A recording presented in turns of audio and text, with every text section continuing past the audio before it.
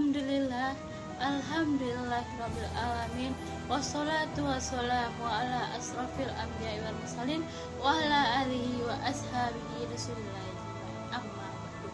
Puji syukur kita panjatkan kepada Allah Subhanahu wa taala sehingga pada saat ini kita masih diberikan kesempatan, nikmat, dan sehingga kita masih bisa berkumpul walaupun secara virtual. Salawat berserta salam tidak lupa pula kita panjatkan kepada Nabi Allah, yakni Nabi besar Muhammad SAW, dengan mengucapkan Allahumma sholli ala Sayyidina Muhammad wa ala ali Sayyidina Muhammad. Baiklah, saya tidak akan memperpanjang kata mukadimah. Langsung saja ke judul pidato saya, yaitu Pancasila sebagai norma negara. Pancasila adalah ideologi dasar bagi negara Indonesia. Nilai-nilai Pancasila harus dipandang sebagai norma dasar bernegara yang menjadi sumber dari segala sumber hukum. Nah, sedangkan menurut Kamus Besar KBBI, pengertian norma itu sendiri adalah aturan atau ketentuan yang mengikat warga masyarakat. Ketentuan tersebut digunakan sebagai panduan dan kendali dalam perilaku. Norma tersebut di dalam kehidupan sehari-hari terbagi atas 4. Yang pertama yaitu norma agama. Norma agama disebut juga sebagai norma religius. Norma ini menjadi panutan manusia dalam menjalani aktivitas sehari-hari. Keyakinan yang dimiliki berbagai agama juga memiliki aturan serta hukum bagi siapa yang melanggarnya. Seperti di dalam agama kita sendiri, Islam, kita dilarang meninggalkan sholat, puasa, dan banyak hal lainnya. Jika kita meninggalkan kewajiban seperti tadi, kita bakal mendapatkan hukuman dari Allah. Yang kedua yaitu norma kesopanan. Norma kesopanan menjadi aturan yang berkaitan dengan sopan santun, tata krama, atau adat istiadat.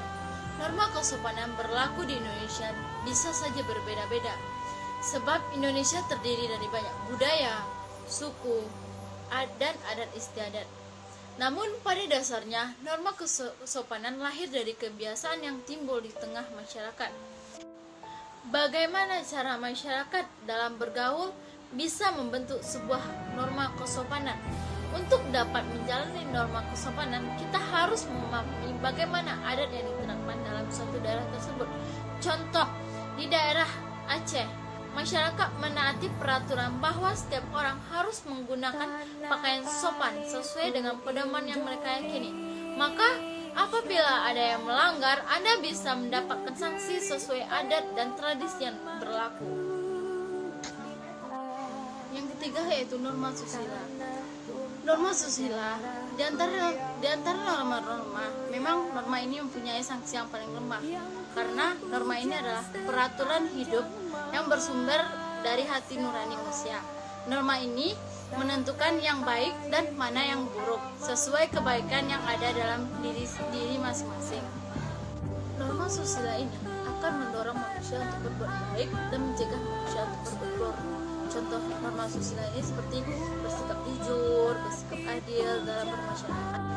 Adapun sanksi dari norma ini yaitu rasa bersalah atau penyesalan yang terjadi pada diri kita sendiri yang telah melakukan perbuatan jujur, bersikap adil dalam bermasyarakat. Adapun sanksi dari norma ini yaitu rasa bersalah atau penyesalan yang terjadi pada diri kita sendiri yang telah melakukan perbuatan tersebut.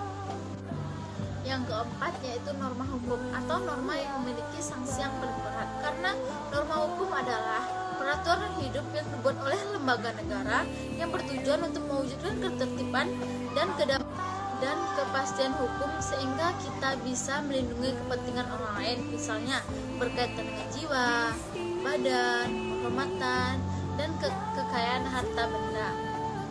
Nah, itu tadi norma-norma yang berkaitan dengan Pancasila.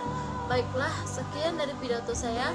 Apabila ada salah-salah kata, mohon dimaafkan karena melindungi kepentingan orang lain, misalnya berkaitan dengan jiwa, badan, kehormatan, dan kekayaan harta benda. Nah, itu tadi norma-norma yang berkaitan dengan Pancasila. Baiklah, sekian dari pidato saya.